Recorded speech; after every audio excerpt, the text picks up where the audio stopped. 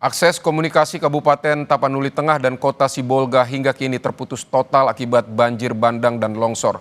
Pembersihan jalan Tapanuli Utara menuju Tapanuli Tengah menjadi prioritas pemerintah untuk dapat segera memberikan akses bantuan. Saudara jurnalis Kompas TV, Roganda Malau melaporkan dari Tapanuli Utara, Sumatera Utara.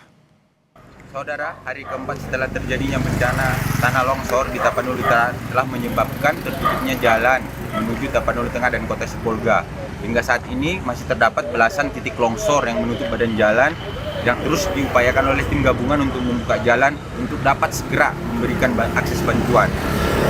Proses pembukaan akses jalan saat ini dilakukan dengan menggunakan bantuan alat berat, dan selain melakukan pembukaan akses jalan, petugas gabungan juga saat ini akan fokus memberikan bantuan dan evakuasi kepada para korban longsor seperti di desa Dolok Nauli yang telah mendapat akses atau terbukanya akses menuju desa tersebut.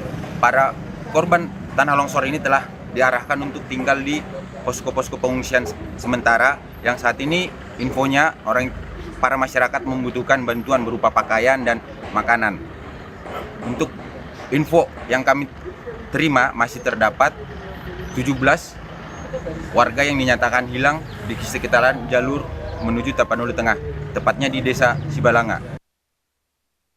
Sejak hari Senin kemarin, jalur ke Kabupaten Tapanuli Tengah dan Kota Sibolga terputus akibat bencana banjir bandang dan tanah longsor. Desa Dolok Nauli di Kabupaten Tapanuli Tengah jadi titik terjauh yang masih bisa dijangkau untuk menuju Kabupaten Tapanuli Tengah dan Kota Sibolga. Pembersihan jalur ini jadi prioritas pemerintah agar bisa segera mengirimkan bantuan ke Tapanuli Tengah dan Sibolga.